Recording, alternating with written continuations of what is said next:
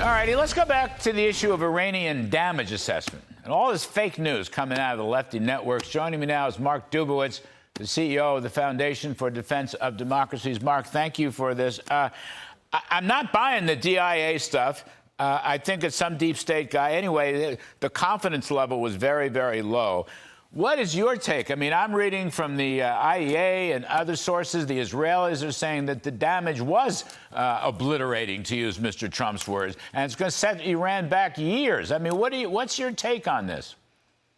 Yeah, Larry, look, I think the Israelis have had incredible intelligence dominance. You've seen that. We've all seen that. In the opening days, they took out senior IRGC commanders. They had incredible knowledge of what was going on. So when I think about who to trust in this, I think I'm best trusting the Israelis. And the Israeli Atomic Energy Commission is saying that these key sites have been severely damaged, if not destroyed, and the program has been set back by many years. I mean, it sounds like from reading them and others, the whole centrifuge operation was completely destroyed. That's the most sensitive area. And also, hitting, I mean, Natanz completely destroyed, Efsahan badly destroyed. I guess that's a centrifuge center. And of course, Fordo, I don't know how to assess Fordo, except that all those, the bunker bombers would certainly, I mean, walls must have collapsed into the whole infrastructure. It just seems inconceivable that that didn't happen. Yeah, Larry. So the three key facilities, as you say, Isfahan, which had the conversion facility that turned weapons-grade uranium into metal that you need to create a warhead, destroyed. Natanz, which had an enrichment facility, it was sort of the workhorse of their enrichment capability, destroyed. And Fordo, which has the enrichment centrifuges and the capability buried under a mountain, that's the one that we needed the United States, the B-2 bombers, 12 massive ordnance penetrators, 30,000-pound bombs dropped in the most sensitive part. And I think that at least the Israelis think that that has done severe damage to that enrichment capability, not only to the actual centrifuges, but they believe that the majority of the enriched material that you need to produce nuclear weapons was actually trapped under that rock. And Mark Dubowitz, this business about the trucks at Fordow, the trucks, people are talking about, I don't know, 12 trucks or 16 trucks, carrying centrifuge-enriched uranium reserves. Now, I guess that's possible. I don't know. I'm going to ask you about it. But other people are saying what the aerial reconnaissance was picking up was the trucks were there to guard somehow or protect the entrance into the mountain, that they weren't carrying any uranium reserves at all. What do you think? Yeah, so Larry, I've seen the reporting on this. I've spoken to sources here and in Israel. There seems to be some disagreement. But again, sources are confirming that they believe that a high percentage of the enriched material that everybody's concerned about, right? This is the 60% enriched material, which is 99% of what you need for weapons-grade uranium, which is what you need for a bomb, that actually didn't leave that facility. So we'll have to see. I mean, I think as President Trump said, and he's right, you know, these are early days. I mean, the crazy thing with that DIA report is it came out a couple days after the bombings.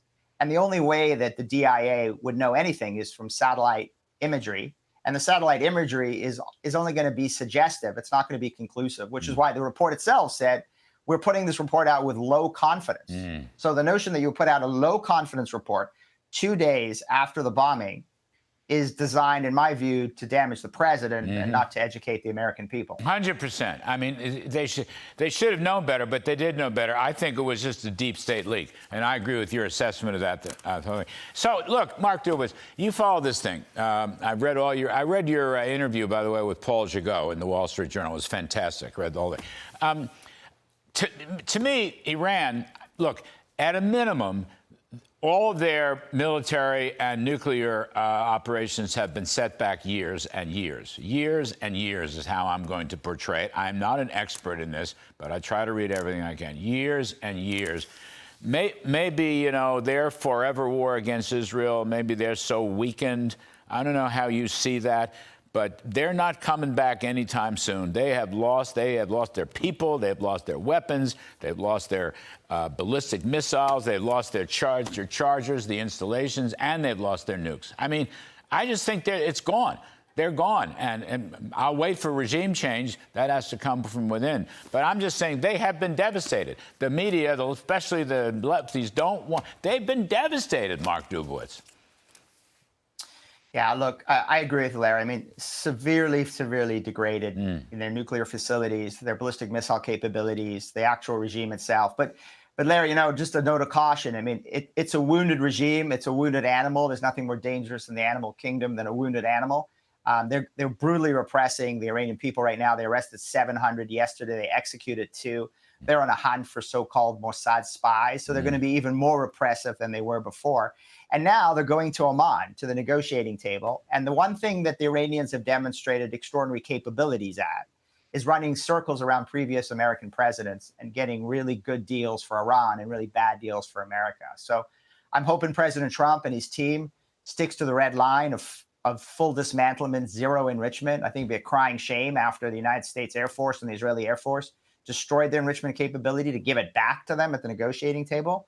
But their diplomats from Tehran are very knowledgeable. They're very wily, but I don't think they've been facing a president like President Trump and his negotiating team, who are going to demand full dismantlement, zero enrichment. And by the way, if the Iranians do anything funny, the Israeli Air Force is pretty close by, and so is the U.S. Air Force, to go back in there and destroy any remaining capabilities. No, absolutely. It's a good warning on your part. I appreciate that. I think President Trump is on it. But you're right. We got to be very careful, not give them any breathing room whatsoever. Mark Dubowitz, we appreciate it. Hope you come back on the show. Thanks so much, Larry.